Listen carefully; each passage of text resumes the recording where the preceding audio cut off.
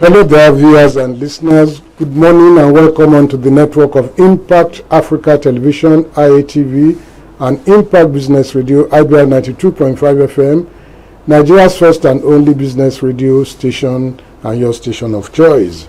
My name is Adefemi Makpadere, welcoming you to this program, Insight, on our network, Metropolitan Broadcasting Services Limited.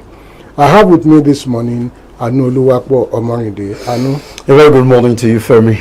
It feels good to be here. I think we'll continue conversation where we stopped last week. So you want to lead us into Yes, I will try. Last week we started a discourse on Nigeria 1966 to 1975. And part of the things we looked at was the military incursion into politics. The military came into politics on the 16th of January 1966, 15th January 1966. And on the program then, it was said by one of our panelists, Tikinowo Labi-Oladejo, that activity alone was like a rape on a 5-year-old girl. And so we want to continue the discourse this morning. We do this, we go into this historical excursion for the benefit of the younger generation who perhaps did not know some of these things, and for the older generation also, so that there is something that we must know, and there are some things that we must and should not forget, so that we can pass these things on to the younger generation. And I said that we looked at Nigeria last week, the rape of a 5-year-old girl, and just a couple of months into our independence, 1960, October 1 till 1966 January, we had this military coup. That coup was led by Major C.K. Nzegu, and it was perceived to be a sectional coup, as all the political gladiators from a particular section of the country, particularly the eastern part of the country, somehow were not affected by, they were not touched by the coup planners. In that coup, the Sadana of Sokoto, Samadu Bello, the Premier of the Western Region, Chief Esel Akintola, the Prime Minister, Abubakar Tafawa Balewa, and some other prominent Nigerians, drawn from the East, the West, and Midwest, and the South-South, were murdered gruesomely by the coup planners.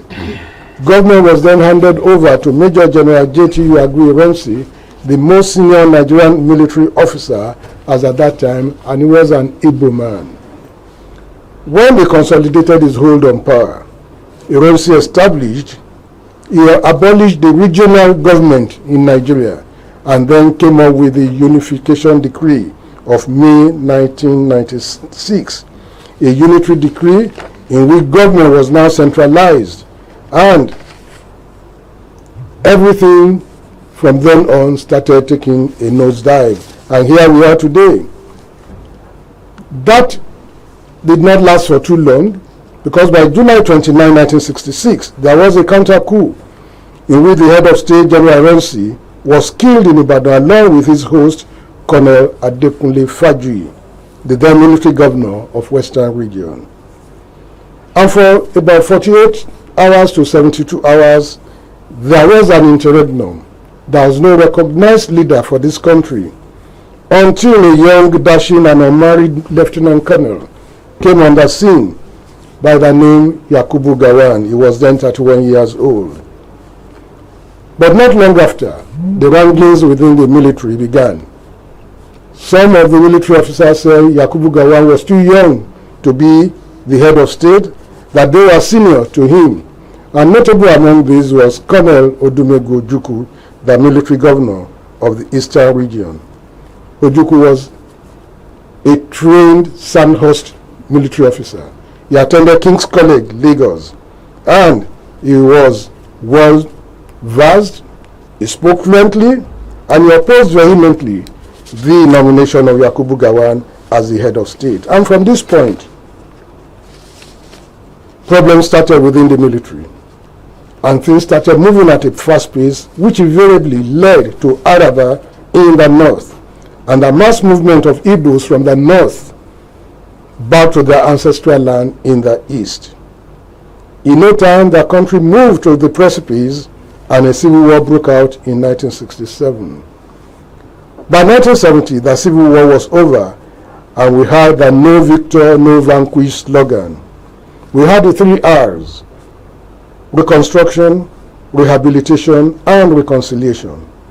How well that was implemented remained to be seen. We had a political transition program put in place by General Yakubu Gowon, in which he promised to step down by 1976. But later, he reneged on this and told the bewildered nation in 1974 that 1976 was no longer realistic. It was this period that Nigeria had so much money that we did not know how to spend it. And on and on and on. Before long, the locusts, the caterpillars, and the cankerworms within the military hierarchy invaded the economy, and here we are today. Corruption is still rife in the country. The damages and scars of the Civil War are still evident. National healing is yet to be achieved, and national integration is still a mirage. And so, where do we go from here? Thank you. 1966 to 75. to 1970. The years of the locust. The years of the locust.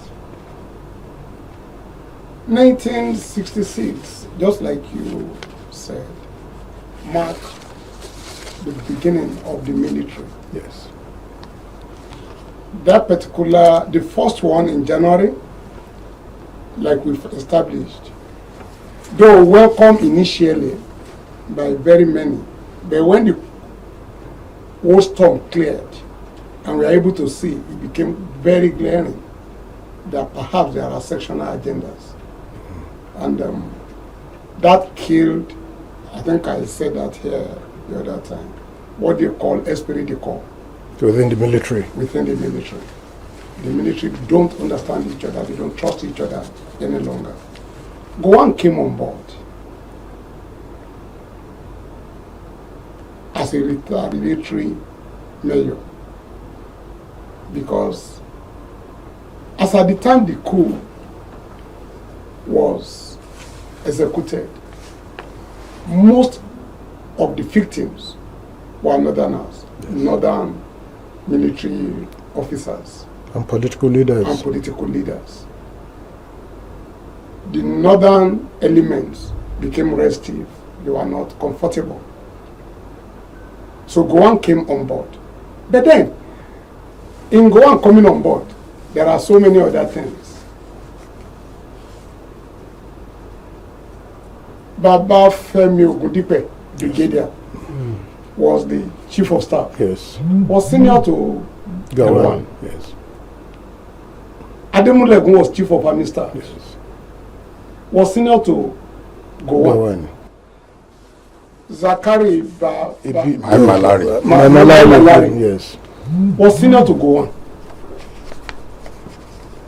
Even our own General Adeyinka Adebayo. General Adeyinka Adebayo was senior to Gowon. And many others like that. So you are replacing one sectional thought with another sectional thought. What stopped Ogundipe from becoming head of state? What stopped Ademulegun from becoming head of state? He has been killed. Right? What of Adebayo? Adeyinka Adebayo.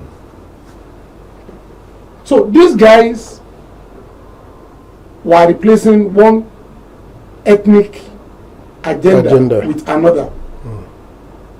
An idea says since then, Nigeria has not known anything called peace.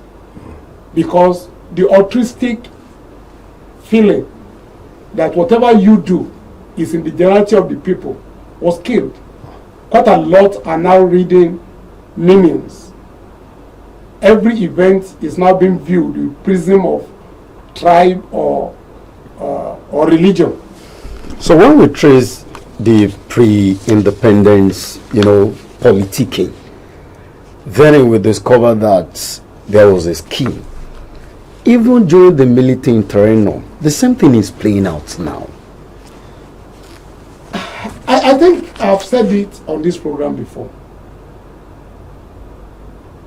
Somebody described the events of 1914 as a mistake of 1914. Another leader described Nigeria as a mere geographical expression. The truth is this: Nigeria had never agreed to be one. There have always been this trouble of whose agenda are you pursuing. It's going to be difficult if you tell me to sit down here and I don't trust you. I might have to be searching the chair to be sure whether everything is okay. But that's all because I don't trust you. If you stretch your hand to me, I'm looking around to be sure that my hand is safe. When you get to that level, you can't achieve much. So, and since then, it has been like that. From 1914, there is something wrong with Nigeria.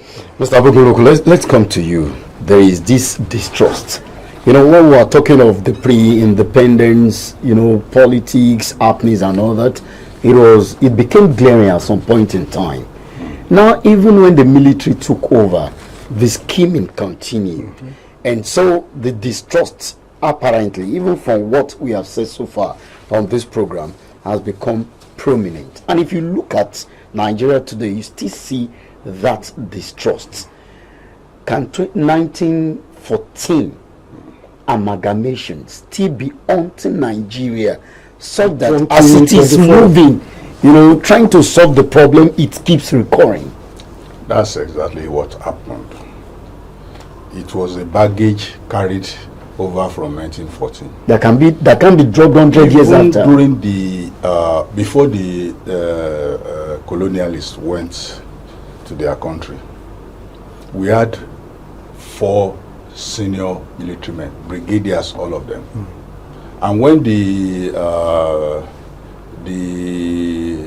commander-in-chief, who was a white man then, wanted to leave, they had to choose a Nigerian.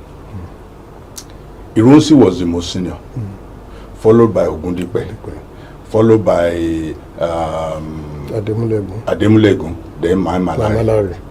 There were schemings to make Mai Malari the general, to make him the major general. Yes. But somehow that effort was thwarted. So Irunsi was promoted as a major general to be their senior, and he became the commander-in-chief. During the civilian regime, when the Western State imbroglio started, the government in power, Edet was the Inspector General of Police. He was sent on a compulsory leave, and Camp Salem was put as the Inspector General, and so on and so forth. When, you know, during last week discussion, we mentioned something as if there was a sort of what do you call this? That is religious word. The Kupis insinuated something like that. It wasn't exactly like that. There were moves to promote northern military officers above the southerners. Those are the moves that people are reading. You change this to suit your purpose, and these are the misgivings. These are the mistrusts that happen in the early part of our politicking. So it was a carryover.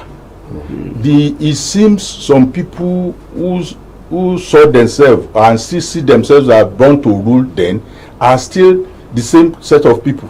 They want to manipulate the system to favor them, and the situation became suspicion here and there, and up till now we are still in the same system. In that same mess. It's the same mess. Dikin, let me come back to you. When you look at how Gowon became, you know, the military head of state, you can only ask whether those Southerners in the military were not ambitious enough. I don't think that will be correct. My friend here just told you when Britain was about leaving, politics crept into the military. Even at that point, there were efforts to promote some people above their original seniors. Against the rules? I said the original seniors. I mean, if a brigadier is surrounded by sergeants, captains that are not from his own geographical zone, I've told you there was no trust, and that's exactly why Ogundipe ran away. He ran for his dear life because he issued a command to a sergeant, a brigadier, ordering a sergeant, and the sergeant had the temerity to look at him in the face and say, "Sorry, I can't obey your order. I'm waiting for my captain." Do you see the gap? A sergeant talking to a general, talking back to a general. And what's he waiting for? He's waiting for a captain to give instruction. Ogundipe knew there was nothing he could do. His life was at stake. So for his own safety, he ran. And even after all this, you see, I think the major problem here is this. Ab initio, the Nigerian army, the Nigerian police, how were they created? You see that up to today, the generality of the foot soldiers, sergeants and others, corporals, dance corporals, you have nothing less than 70-75% of them being essentially northerners. When there was to be war, and Awolowo came to Ibadan here, they had a meeting, leaders of thought, or so they call themselves. What do? A lieutenant colonel that is a Yoruba man went to Awolowo and warned him that the entire southwest, you do not have 1/10 of the number of soldiers. How do you want to fight? So with that, Zachary Melawari that he talked about was in firm control of Lagos that time.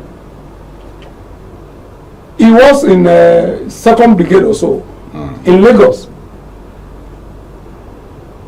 And that was, as at that time, the most armed department. Yes, at Bonny Camp. Right? I will all reasoned that if I don't have 10%, even if I tell my people to come down from the north, from the east, where will I get soldiers? The army was in control of... The army I don't have. Soldiers I don't have. So the idea really is this. Can we please sit down and ask the basic question? Who are we and where are we going? Can we have a discussion to say, okay, so 1914 has happened. Since then, there have been trouble here and there. Now, do we decide to be together? To the best of my knowledge, I will say yes. But on what terms? On settler colonialism theories? No, it won't work. So that is exactly my own explanation of that. Okay, now let's look at it this way. Between 1967 and 1970, because of all the problems within the military, everything on Buru we stand, this Araba thing and stuff like, we fought a civil war, 1967 to 1970. Are the scars gone of the civil war? Have we been able to achieve national integration? Have we been able to have national reconciliation? Have we been able to have national reconstruction? If you rape a girl to marry her, if you force a girl into marriage and you are still beating her and she is to live for her father's house, if you happen to be the father, will you advise that girl to go back? The problem is, ab initio, the intentions of majorly the indigenous ethnic groups were not sought. So when war broke out, it's just an eruption of a bottled up emotion. Anywhere you see civil war that ended well, they've been properly married before. So if I marry your daughter, I came to ask her hand Properly in marriage. And for whatever reason, we end up fighting. I can as well approach you and say, my father-in-law, see what is happening in my home, and you can cancel us. But I'm saying you rape a girl and force her to marry you. The parents don't know anything about it. But let me use Yoruba, Mumba for long. Now you beat her and you are still asking for reconciliation. We need to sit down and ask, how did we get here? Till tomorrow, not till today, a 7-year-old Igbo died. He's being told what happened to his great-grandfather. And the scare will remain there.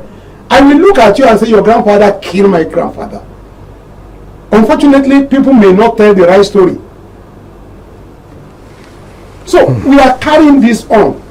There is need for us to sit down. That's why we are advocating national rebirth, which will start from truth and reconciliation.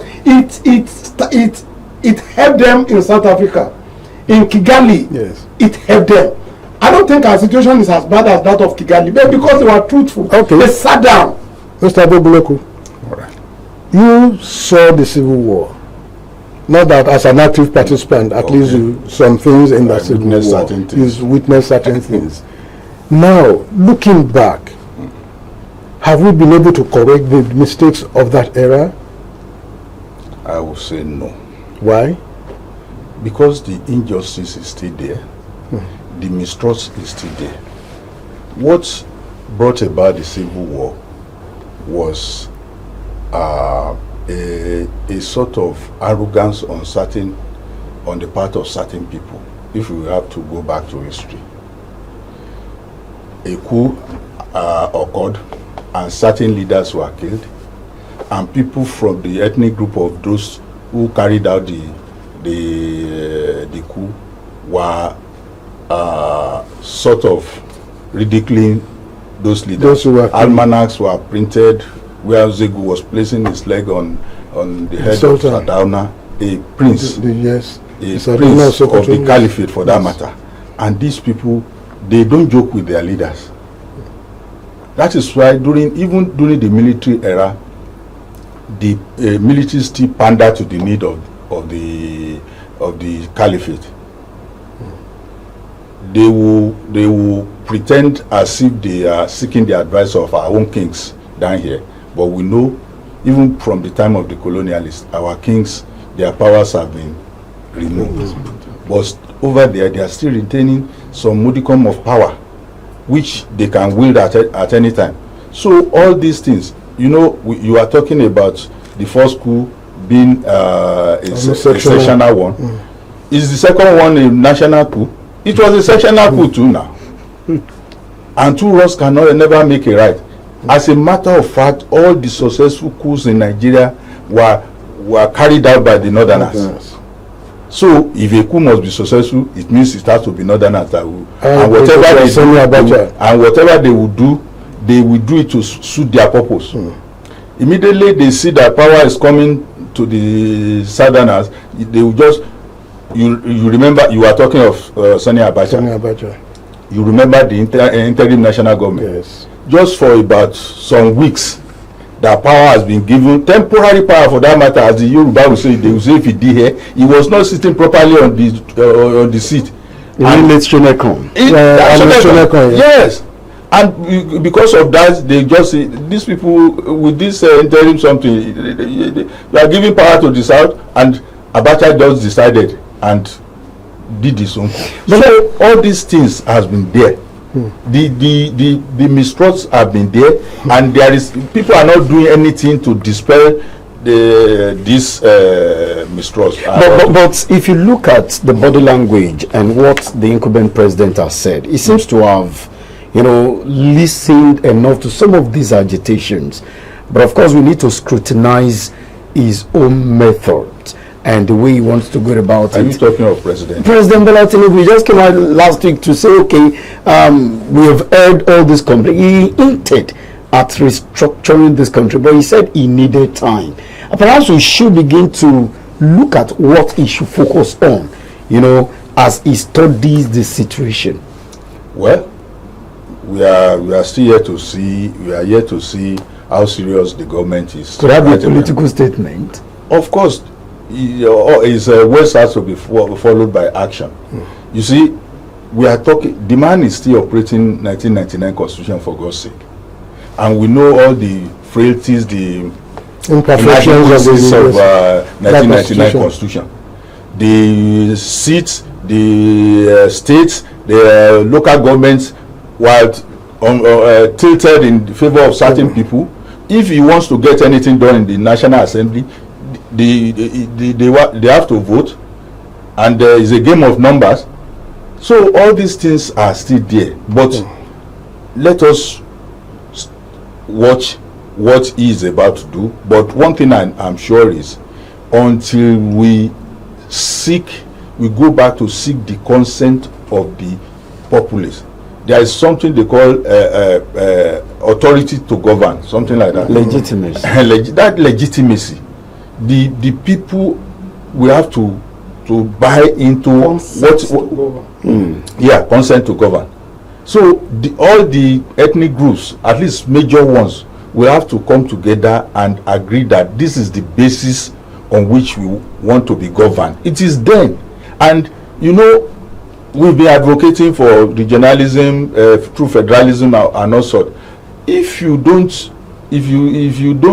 do things the right way, you continue doing things the same way, and you expect different result. It's not possible. Dikin, President Bola Tinubu hinted at restructuring this country, and I think the National Rebirth Project will just be apt. Though the president has requested, for more time. He said he's not going to do things in haste. What are the things you think he needs to focus on, and how does the National Rebirth Project comes in here so that we solve this problem once and for all? My brother here said consent to govern. You've got to consent, submit yourself to the people, to be governed by a set of people, and that consent will be expressed in a constitution that I subscribe to. That is why when I become a commissioner, when I become a president, when I will lay my hand on that constitution, to take oath, because that is a binding agreement. As of today, an average Igbo man, forget about any pretense, does not subscribe to that constitution, doesn't believe that that constitution will protect his interest. And I dare say, an average Yoruba man is not sure whether that constitution will protect his interest. Go to the Kwara Rafa people, the Middle Belt people.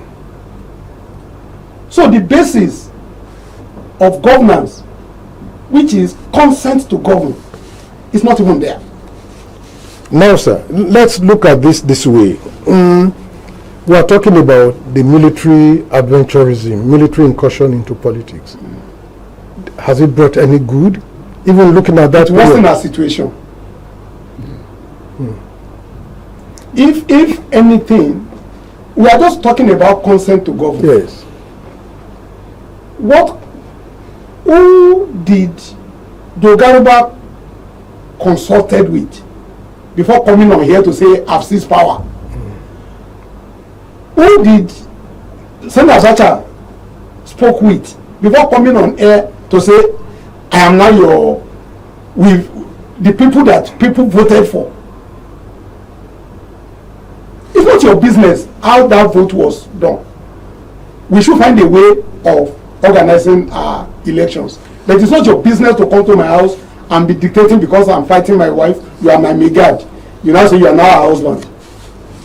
But Dickin, granted the fact that the military did not seek the consent of Nigerians, okay, they hijacked power. But one will wonder what Nigerians have been doing at the post since what do you want to do in the face of gun? But there have been elections. That's your 5-year-old daughter. If you walk into this studio now with gun, you will beg her. I'm talking of your own daughter. What do you want me to do? Oh, you would have wanted Akintola to say, I am Akintola, I'm not going to agree. You even tried. At least in those days, he was the only person that resisted. An art description. Yes. Okay, so in my family, I am there, I'm fighting my wife. Whether she's right, whether I'm right, is not the issue now. We are fighting. And my megad, who I am paying to secure my premises, is now putting goma on my head and say, you are not treating this woman fine. I'm talking about consent to govern. Okay, so the military hijacked power. But in 1999, somehow, they returned back to, the country was returned to civilian rule. Which civilian rule? Elections. What the constitution was adopted by the military now. Somebody will lay his hand on a constitution that is false. So Nigeria has no constitution. I'm not saying that. Let's look at it this way, sir. Those years, 1966 to 1975, this country was stupendously rich. Okay. What happened to the wealth? I don't know. Frittered away? Sorry? What? The wealth was frittered away? Because it's not... See, you mean those in charge didn't have any semblance of governance? What was their training? Okay. Can I comment? Yes, sir. You know, there is this thing you call Dutch disease. Yes. The coinage didn't come up when our military, when Nigeria was in the oil boom era. But it came during when Netherlands got their gas deposit. The Dutch disease is you have a lot of money, cheap money from mineral resources. Your currency will be high. The value of your currency will be high. Yes. Whatever you produce here, you cannot export because the value you will put on your product will be too high for people to buy. Yes. And your people have a lot of money at their disposal. They will ask for things abroad. So your importation will increase, your exportation will decrease, your industry will go down.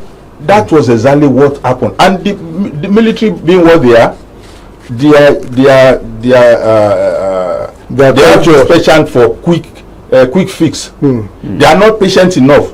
You know, we were importing frozen meat. So the money is there. Gowa even declared that money was not our problem, but how to spend it. And those who know how to spend their money, they took their money. They took our money. So the military, they were not cut out for such planning. And because Nigerian oil was one of the earliest discovery in 1956. Some other countries were discovering they have 58, 50 this. Although we did not start the exploration 10 years, we started 10 years after. But then we had this money, and there were some infrastructural development, but they did not use the money to develop agriculture and industry. So could it be a misconception? Commercial effort. Could it be a misconception that the military developed this country infrastructurally than the civilians? It's flying around, it's in the room. They had more money, okay, to build all these infrastructures, and they did not build the infrastructure as a vehicle for development. Maybe they just developed it just because the money was there. They will have developed our industry, developed our agriculture. We were exporting cotton, we were exporting ice and skin. How come that within some years we were importing all these materials, but some years later we were exporting frozen food? The military had a lot of money to play around with, and they used it to purchase the infrastructure. You know, oil exploration is capital intensive. We cannot do it alone. Money will come from outside. We had a lot of money, and they were just spending it. They were not developing the, all this industry. They are all this something. You have heavy machinery, but the personnel that they will employ will be very minimal. So you are not developing your labor. So instead of factories in industrial complex, they were using it to buy cars.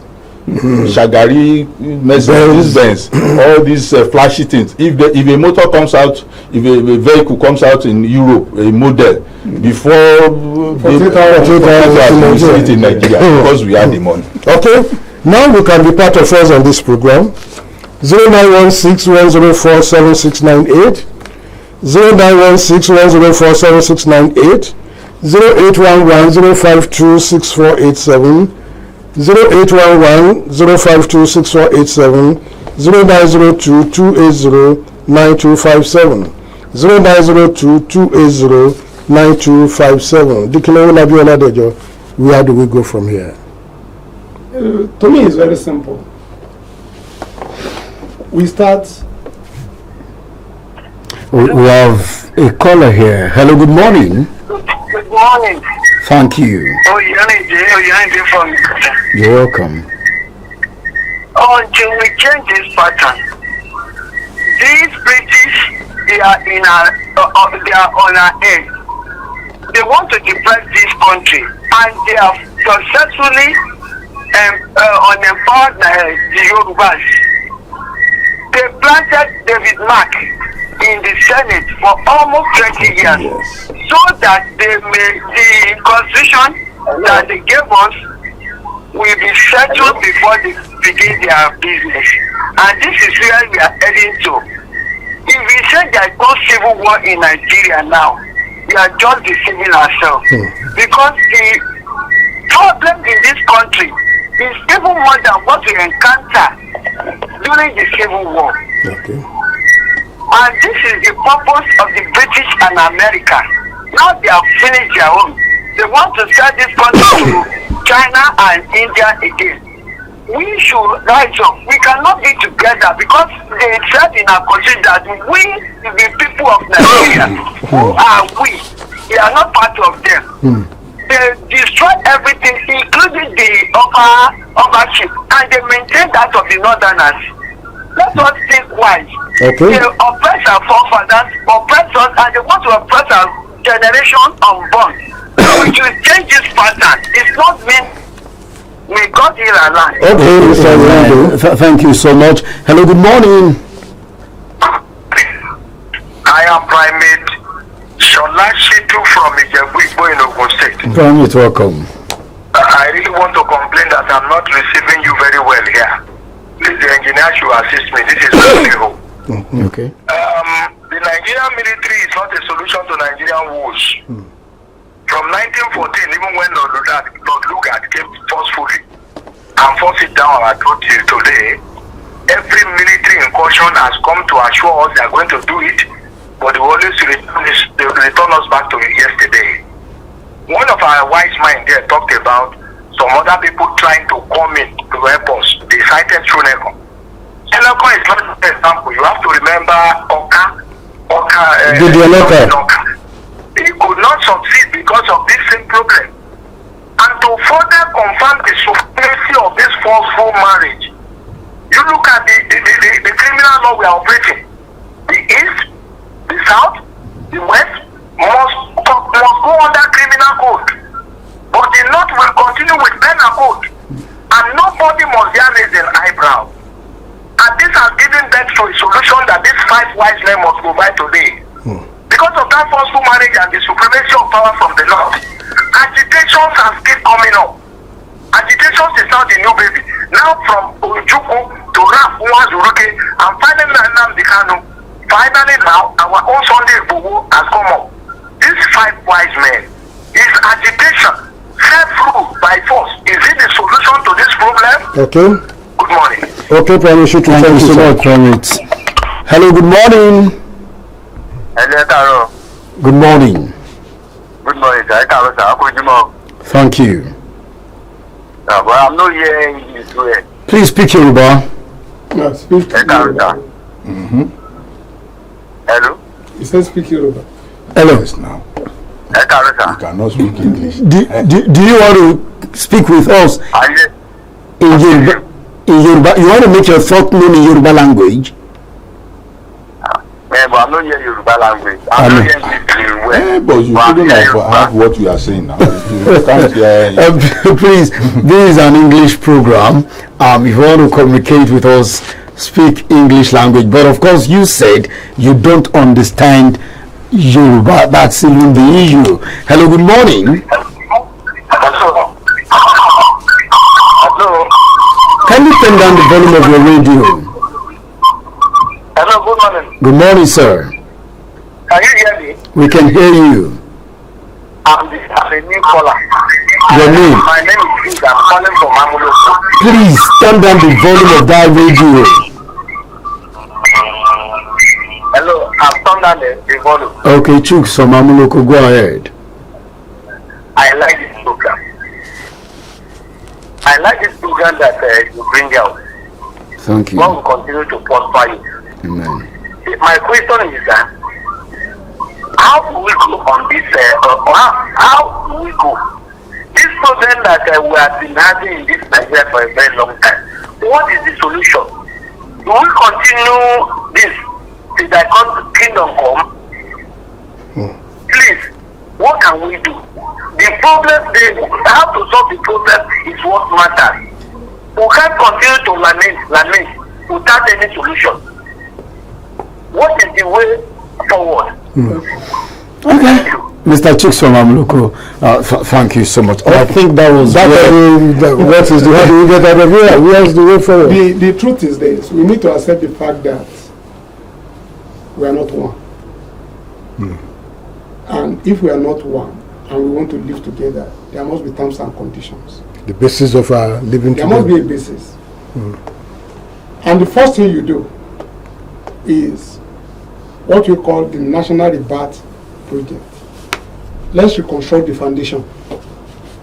And it will start with Truth and Reconciliation Commission, just like they did in Kigali. That's the first thing. But Obasanjo has something like that. I'm sorry, I don't want to discuss that type of distance. So what's the end of it? We know Truth and Reconciliation happened in Kigali, and we are seeing it. What did you see after It happened in South Africa. It happened in South Africa, and we are seeing it. What did you see thereafter? You open your eyes, but you cannot see. Obasanjo's own was between political. Right? We need to from the heal people. historical wounds. Is it true that you have injured me before? Your grandfather did this. We need to come up with the truth. If you have an ambition to come and take over Ibadan because you want the land, is it true? If it is true, I'm not going to agree. We need to lay these things bare. We heal old wounds, promote justice. Agree that you are a human being, I'm a human being. I love to use the terminology or the example of marriage because most often, most of our books and tradition have rules that govern marriage. There are things you are expected to do as a man. There are things you are expected to do as a woman. And if you are not doing it, and there is crisis, we have a way of telling you you are not doing the right thing. What are the terms? What are the rules you as an Hausa man that you must obey? You have your own system of justice in the north, different from my own system of justice here. Can I have my own type of education? Okay. Can I have my own type of infrastructural development? You guys were talking about infrastructure. There is politics of infrastructure and there is economics of it. I don't pick back on. Okay, there are many people on the line. Okay, let's resume calls. Hello, good morning. Good morning, sir. Thank you. This is Anthony. Anthony, welcome. You see, the irony of it all is that most of these people, they didn't understand how much you have analyzed this money or educate us with. But they refuse to do the needful.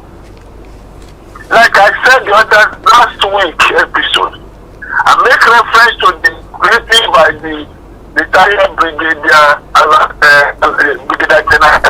Alabi Samuel. Which is a tragedy of victory. That's the title of his book, Tragedy of Victory. And he made us to understand the role of the 3rd Marine Commando under the leadership of Obasanjo and the rest of them played in that civil war. And he made us know that the purpose of that civil war is to probably keep Nigeria one indivisible, but where equity, fairness, and justice enshrined. But he has said that, looking at the situation presently now, the way the country is divided, the purpose of that war has failed. And you know the number of souls that lost, over 3 million souls, just to make Nigeria one indivisible. We have fairness, equity, justice rate. But it's not happening. So the war was not justified. Now, what is the way out? These people know. Maybe I do conclude within myself, maybe this generation are not meant to bring that change. But I know that one day, something will prepare that change. Okay, Mr. Anthony. God, let's allow me to witness when the change will come. Okay. Because that's my desire. Thank you. Thank you so much, Mr. Anthony, for your time on the program this morning.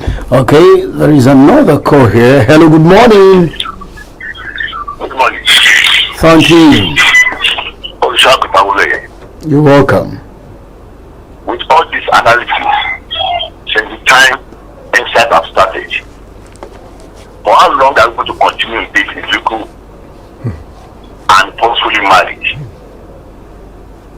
Mr. President promised us of restructuring. Can he alone do it? Good morning. Thank you so much, Olusegun Taole, for your time on the program this morning. Our time is fast spent, but we are actually, Dickin was talking about the Truth Commission.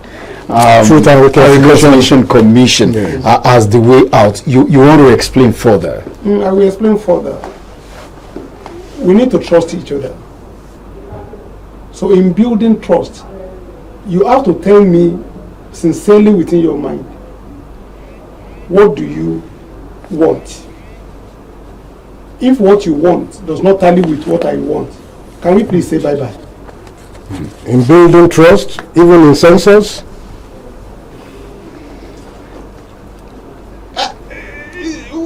I don't know, national census or national census. There is nothing like national census. There shouldn't be. It's an aberration. There shouldn't be anything like national census. What do you want to use it? Well, okay, why do you need it? For planning. Planning for what? who? For the nation. No, you cannot plan for me. Mr. Makademu, you may not even know the number of children that I have. How can you plan for me? And that's what has been happening in Nigeria. And that's why you can't get it right. So you can't continue doing the wrong thing and expect the right answer. Ministry of National Planning is an aberration. What do you mean? You plan for your family, let me plan for my family. Right? As at the time that Yorubas are shouting, we are this, we are that, don't forget Nigeria was not independent. No. There was a structure. And that, when we talk of structure, we are only using the word restructuring. Where was the original structure that you want to restructure? The idea really is this. This thing, honestly, if you do not have ulterior motive, you will know that this thing is not working. And I think I've said it here. You are embarking on a journey to nowhere. Nobody will govern this country the way it. You'll be sliding from bad to worse. Oh. Progressively going down? You are going to be regressing every day. Oh, so that's why successive administration. People heard about the theory of the crab mentality. That is what is happening now. Pulling each other down. Yeah. Yes. That is crab mentality. Put 10 crabs in a basket. None will go up. No, let's put it because right. as you are going up, the other one is joining. Let's put it right. So amidst this complaint in Nigeria today, you're saying if another person takes over from Tinubu, it's the same crab mentality. People want to pull him down. They don't want him to succeed. One thing is this: there is a lot going on in the mind of man. If I'm not radiating positive thoughts towards you, you are likely going to fail. The number of people praying for Tinubu to fail is increasing per day. And so long as you are praying for failure, you will get failure. And when the next person gets there, the number of people praying, I cannot sincerely see an average Hausa man hoping that one Igbo man or one Yoruba man will come down. It didn't take more than 6 months for them to take out Shoneko. And the very hour that Tinubu got there, he started building his own enemy by himself anyway. Okay.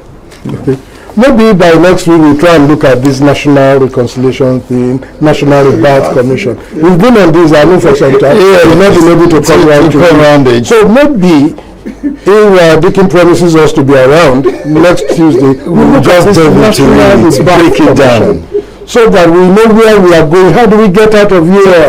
Without it. It will start with truth and reconciliation. Yes. It will go into referendum. And it will go into constitution for each region. Okay. Those are the only 3 steps. We'll go fully into that next constitution is what I will lay my hand upon to say I promise to serve you in accordance with what you have agreed. Okay, Loco, one word from you as we go. Well, what I will say is this: if you are going to Ibadan and mistakenly you headed towards Oshogbo, and somebody met you on the way, where are you going? And you say you are going to Lagos from Ibadan. You headed to Oshogbo. The best thing is to turn back and face the right direction.